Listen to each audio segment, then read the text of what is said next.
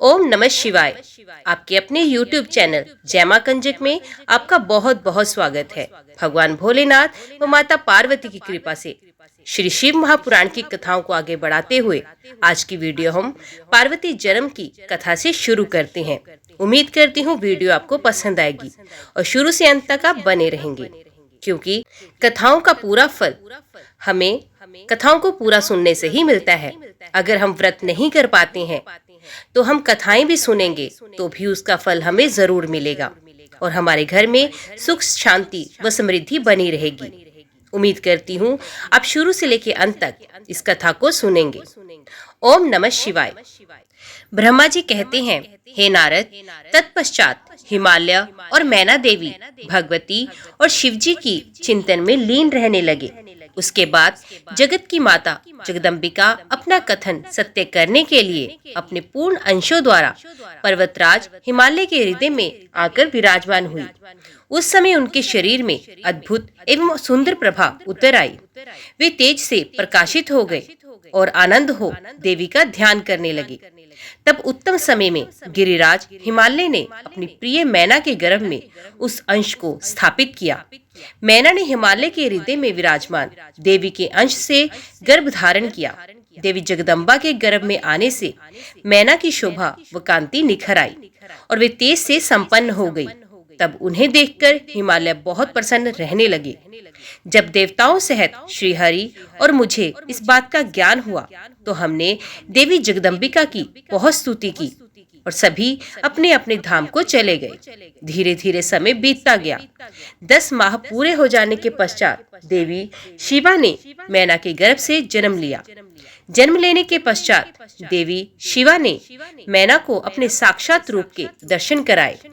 देवी के जन्म दिवस वाले दिन बसंत ऋतु के चैत्र माह की 9वीं तिथि थी। उस समय आधी रात को मृगशिरा नक्षत्र था। देवी के जन्म से सारे संसार में प्रसन्नता छा गई। मंद मंद हवा चलने लगी। सारा वातावरण सुगंधित हो गया। आकाश में बादल उमड़ आए और हल्की हल्की फुहारों के साथ पुष्प वर्षा होने लगी। तब माँ जगदम्बा के दर्शन हेतु विष्णु जी और मेरे सहित सभी देवी देवता गिरिराज हिमालय के घर पहुँचे। देवी के दर्शन कर सबने दिव्य रूपा महामाया मंगलमयी जगदम्बिका माता की स्तुति की। तत्पश्चात सभी देवता अपने अपने धाम को चले गए। स्वयं माता जगदम्बा को पुत्री रूप में पाकर हिमालय और मैना धन्य हो गए। वे अत्यंत आनंद का अनुभव करने लगे। देवी के दिव्य रूप के दर्शन से मैना को उत्तम ज्ञान की प्राप्ति हुई। तब मैना देवी से बोली, हे माँ जगदम्बा, हे शिवा, हे महेश्वरी, आपने मुझ पर बड़ी कृपा की जो अपने दिव्य स्वरूप के दर्शन मुझे दिए। हे माता, आप तो परम शक्ति हैं। आप तीनों लोकों की जननी हैं और देवताओं द्वारा आराध्य हैं। हे देवी, आप मेरी पुत्री रूप में आकर शिशु रूप धारण कर लीजिए। मैना की बात सुनकर देवी मुस्कुराते हुए बोली, मैना, तुमने मेरी बड़ी सेवा की। तुम्हारी भक्ति भावना से प्रसन्न होकर ही मैंने तुम्हें वर मांगने के लिए कहा था और तुमने मुझे अपनी पुत्री बनाने का वर मांग लिया। तब मैंने तथास्तु कहकर तुम्हें अभीष्ट फल प्रदान किया। तत्पश्चात मैं अपने धाम को चली गई। उस वरदान के अनुसार आज मैंने तुम्हारे गर्भ से जन्म ले लिया। तुम्हारी इच्छा का सम्मान करते हुए मैंने तुम्हें अपने दिव्य रूप के दर्शन दिए। अब आप दोनों दंपति मुझे अपनी पुत्री मानकर मेरा लालन पालन करो और मुझसे स्नेह रखो। मैं पृथ्वी पर अद्भुत लीलाएं करूंगी तथा देवताओं के कार्यों को पूरा भी करूंगी। बड़ी होकर मैं भगवान शिव को पति रूप में प्राप्त कर उनकी पत्नी बनकर इस जगत का उद्धार करूंगी। ऐसा कहकर माँ जगदम्बा चुप हो गई। तब देखते ही देखते देवी भगवती नन्हे शिशु के रूप में परिवर्तित हो गई।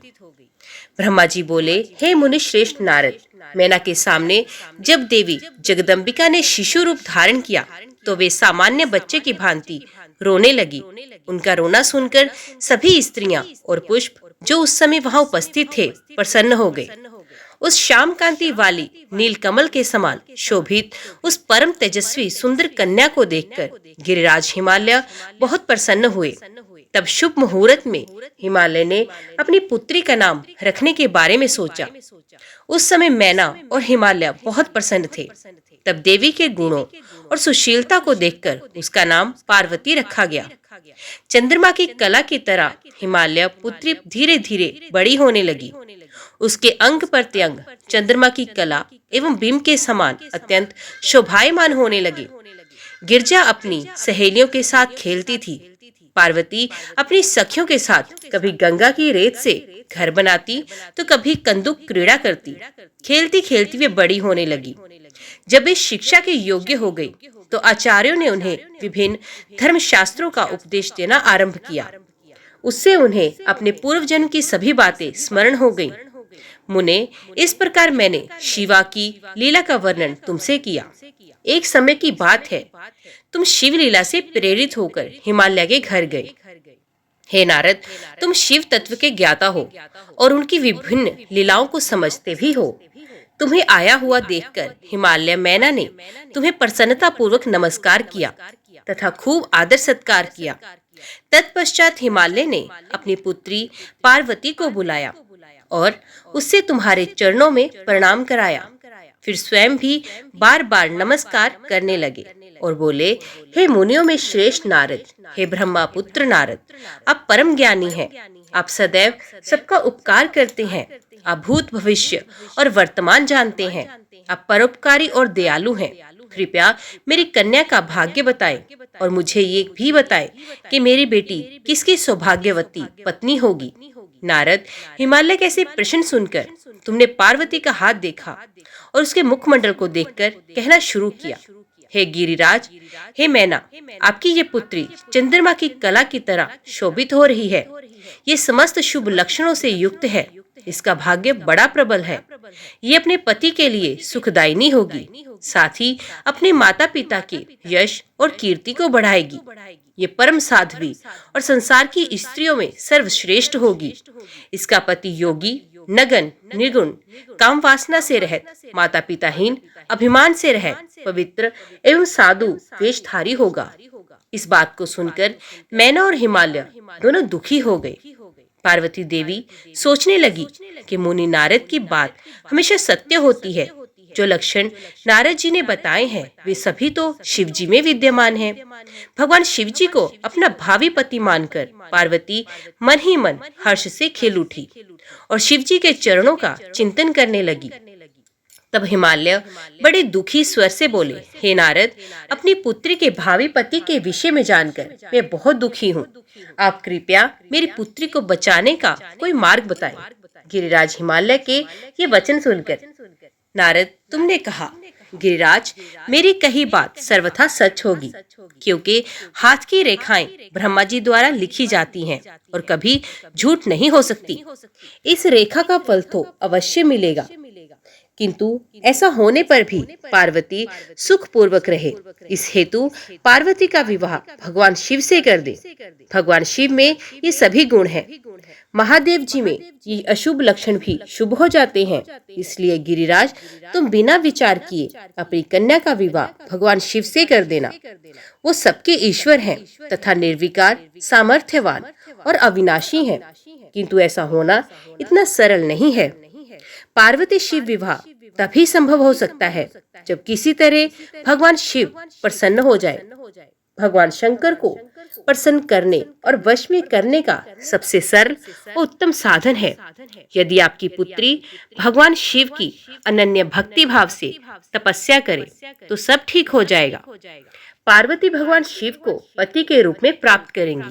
वह सदैव भगवान शिव के अनुसार ही कार्य करेंगी, क्योंकि वे उत्तम व्रत को पालन करने वाली महासाध्वी हैं। वे अपने माता पिता के सुख को बढ़ाने वाली हैं। गिरिराज, हिमालय, भगवान शिव और शिवा का प्रेम तो अलौकिक है। ऐसा प्रेम ना तो किसी का हुआ है और ना होगा। भगवान शिव इनके अलावा और किसी स्त्री को अपनी पत्नी नहीं बनाएंगे। हिमालय, शिव शिवा को एकाकार होकर देवताओं की सिद्धि के लिए अनेक कार्य करने हैं। आपकी पुत्री को पत्नी रूप में प्राप्त करके ही भगवान अर्धनारीश्वर होंगे। आपकी पुत्री पार्वती भगवान शिव की तपस्या से उन्हें संतुष्ट कर उनकी अर्धांगिनी बन जाएगी। मुनि नारद, तुम्हारे इन वचनों को सुनकर हिमालय बोले, हे मुनि श्रेष्ठ नारद, भगवान शिव सभी प्रकार की इच्छाओं का त्याग करके अपने मन को संयम में रखकर नित्य तपस्या करते हैं। उनका ध्यान सदैव परम ब्रह्म में लगा रहता है। भला वे अपने मन को कैसे योग से हटाकर मोहमाया के बंधनों में फंसने हेतु विवाह करेंगे। जो भगवान शिव अविनाशी, प्रकृति से परे, निर्गुण, निराकार और दीपक की लो की तरह प्रकाशित हैं और सदैव परम ब्रह्म के प्रकाश पुंज में को तलाशते हैं, वे कैसे मेरी पुत्री से विवाह करने पर राजी होंगे। मेरी जानकारी के अनुसार भगवान शिव ने बहुत पहले अपनी पत्नी सती के सामने ये प्रतिज्ञा की थी कि वे उनके अलावा किसी और को पत्नी रूप में कभी स्वीकार नहीं करेंगे। अब जब सती ने अपने शरीर का त्याग दिया तो वे किसी और स्त्री को कैसे ग्रहण करेंगे। ये सुनकर आपने कहा, गिरिराज, आपको इसकी चिंता नहीं करनी चाहिए। तुम्हारी कन्या ही पूर्व जन्म में दक्ष की पुत्री सती थी और शिव जी की प्राण प्रिया थी। अपने पिता दक्ष द्वारा अपने पति का अनादर देखकर लज्जित होकर सती ने योगाग्नि में अपने को भस्म कर दिया। अब वही देवी जगदम्बा, जो पहले सती के रूप में अवतरित हुई, अब पार्वती के रूप में तुम्हारी पुत्री बनी है। इसलिए तुम्हें पार्वती के विषय में चिंता करने की कोई आवश्यकता नहीं। देवी पार्वती ही भगवान शिव की पत्नी होंगी। तुम्हारी बातें सुनकर गिरिराज हिमालय और उनकी पत्नी मैना व उनके पुत्रों को बहुत संतोष हुआ और उनके सभी संदेह और शंकाएं पूर्ण दूर हो गई। पास ही बैठी पार्वती ने भी अपने पूर्व जन्म की कथा के विषय में सुना। भगवान शिव को अपना पति जानकर देवी पार्वती लज्जा से सर झुकाकर बैठ गई। मैना और हिमालय ने उनके सर पर हाथ फेरकर उन्हें अनेक आशीर्वाद दिए। तत्पश्चात पार्वती को तपस्या के विषय में बताकर नारद अब वहां से अंतर्ध्यान हो गए। आपके जाने के बाद मैना और हिमालय बहुत प्रसन्न हुए। हे नारद, तुम्हारे स्वर्ग लोक जाने के पश्चात कुछ समय तक सब कुछ ऐसे ही चलता रहा। एक दिन मैना अपने पति हिमालय के पास गई और उन्हें प्रणाम कर उनसे कहने लगी, हे प्राणनाथ, उस दिन जब देव ऋषि नारद हमारे यहाँ पधारे थे और पार्वती का हाथ देखकर उसके विषय में अनेक बातें बता के गए थे, तब मैंने उनकी बातों पर ध्यान दिया था। अब पार्वती बड़ी हो रही है।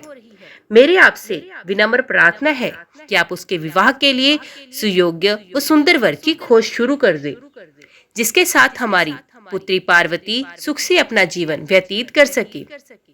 वे शुभ लक्षणों वाला तथा कुलीन होना चाहिए, क्योंकि मुझे अपनी पुत्री अपने प्राणों से भी अधिक प्यारी है। मैं सिर्फ पुत्री का सुख चाहती हूँ। ये कहकर मैना की आंखों में आंसू आ गए और वे अपने पति के चरणों में गिर पड़ी। तत्पश्चात हिमालय ने पत्नी मैना को प्रेम पूर्वक उठाया और उन्हें समझाने लगे, हे देवी, तुम व्यर्थ की चिंता त्याग दो। मुनि नारद की बात कभी झूठ नहीं हो सकती। यदि तुम पार्वती को सुखी देखना चाहती हो तो उसे भगवान शिव की तपस्या के लिए प्रेरित करो। यदि शिव जी प्रसन्न हो गए तो वे स्वयं ही पार्वती का पाणी ग्रहण कर लेंगे। तब सब कुछ शुभ ही होगा। सभी अनिष्ट और अशुभ लक्षणों का नाश होगा। भगवान शंकर सदा मंगलकारी हैं, इसलिए तुम पार्वती को शिव जी की कृपा दृष्टि प्राप्त करने के लिए तपस्या करने की शिक्षा दो। हिमालय की बात सुनकर मैना प्रसन्नता पूर्वक अपनी पुत्री पार्वती को तपस्या के लिए कहने उनके पास चली गई। हे मुनि श्रेष्ठ नारद, जब मैना पार्वती के पास पहुंची तो उन्हें देखकर सोचने लगी कि मेरी पुत्री तो कोमल और नाजुक है। ये सदैव राशि ठाट बाट में रही है। दुख और कष्टों को सहना तो दूर की बात है, इनके बारे में भी ये सर्वथा अनजान है। पार्वती को उन्होंने बड़े ही लाड और प्यार से पाला है। तब कैसे मैं अपनी प्रिय पुत्री को कठोर तपस्या करने के लिए प्रेरित कर सकती हूँ। यही सब सोचकर मैना अपनी पुत्री से तपस्या के लिए कुछ नहीं बोल सकी। तब अपनी माता के चिंतित चेहरे को देखकर साक्षात जगदम्बा का अवतार धारण करने वाली देवी पार्वती ये जान गई कि उनकी माता जी क्या कहना चाहती हैं। तब सब कुछ जानने वाली देवी भगवती का साक्षात स्वरूप पार्वती बोली, हे माता, आप यहाँ कब आई? आप बैठिए। माता, पिछली रात्रि के ब्रह्म मुहूर्त में मैंने एक स्वप्न देखा। उसके विषय में मैं आपको बताना चाहती हूँ। मेरे सपने में एक दयालु और तपस्वी ब्राह्मण आए। जब मैंने उन्हें हाथ जोड़कर नमस्कार किया तो वे मुस्कुराते हुए बोले कि तुम अवश्य ही भगवान शिव शंकर की प्राण वल्लभा बनोगी, इसलिए तुम्हें उन्हें प्रसन्न करने के लिए उनकी प्रेम पूर्वक तपस्या करो। ये सुनकर मैंने अपनी पुत्री के सर पर प्रेम से हाथ फेरा और अपने पति हिमालय को वहां बुलाया। हिमालय के आने पर मैना ने पार्वती के सपने के बारे में उनको बताया। तब उनके मुख से पुत्री के सपने के विषय में जानकर हिमालय बहुत प्रसन्न हुए। तब वे अपनी पत्नी से बोले, प्रिय मैना, मैंने भी पिछली रात को एक सपना देखा था। मैंने अपने सपने में एक बड़े उत्तम तपस्वी को देखा। वे नारद मुनि द्वारा बताए गए सभी लक्षणों से युक्त थे। वे उत्तम तपस्वी मेरे नगर में तपस्या करने के लिए आए थे। उन्हें देखकर मुझे बहुत खुशी हुई। मैं अपनी पुत्री पार्वती को साथ लेकर उनके दर्शनों के लिए उनके पास पहुंचा। तब मुझे ज्ञात हुआ कि वे नारद जी के बताए हुए वर भगवान शिव ही हैं। तब मैंने पार्वती को उनकी सेवा करने का उपदेश दिया, परंतु उन्होंने मेरी बात नहीं मानी। तभी वहाँ सांख्य और वेदांत पर विवाद छिड़ गया। तत्पश्चात उनकी आज्ञा पाकर पार्वती वहीं रहकर भक्ति पूर्वक उनकी सेवा करने लगी। हे प्रिय, यही मेरा सपना था, जिसे देखकर मुझे अत्यंत प्रसन्नता हुई। मैं सोचता हूँ कि हमें कुछ समय तक इस सपने के सच होने की प्रतीक्षा करनी चाहिए। ऐसा कहकर हिमालय और मैना उस उत्तम सपने के सच होने की प्रतीक्षा करने लगे। नारद, भगवान शिव का यश परम पावन, मंगलकारी, भक्तिवर्धक और उत्तम है। दक्ष यज्ञ से वे अपने निवास कैलाश पर्वत पर वापस आ गए थे। वहां आकर भगवान शिव अपनी पत्नी सती के वियोग से बहुत दुखी थे। उनका मन देवी सती का स्मरण कर रहा था और वे उन्हें याद करके व्याकुल हो रहे थे। तब उन्होंने अपने सभी गणों को वहां पर बुलाया और उनसे देवी सती के गुणों और उनकी सुशीलता का वर्णन करने लगे। फिर गृहस्थ धर्म को त्याग कर वे कुछ समय तक सभी लोकों में सती को खोजते हुए घूमते रहे। इसके बाद वापस कैलाश पर्वत पर आ गए, क्योंकि उन्हें कहीं भी सती का दर्शन ना हो सका। तब अपने मन को एकाग्र करके वे समाधि में बैठ गए। भगवान शिव इसी प्रकार बहुत लंबे समय तक समाधि लगाकर बैठे रहे। असंख्य वर्ष बीत गए।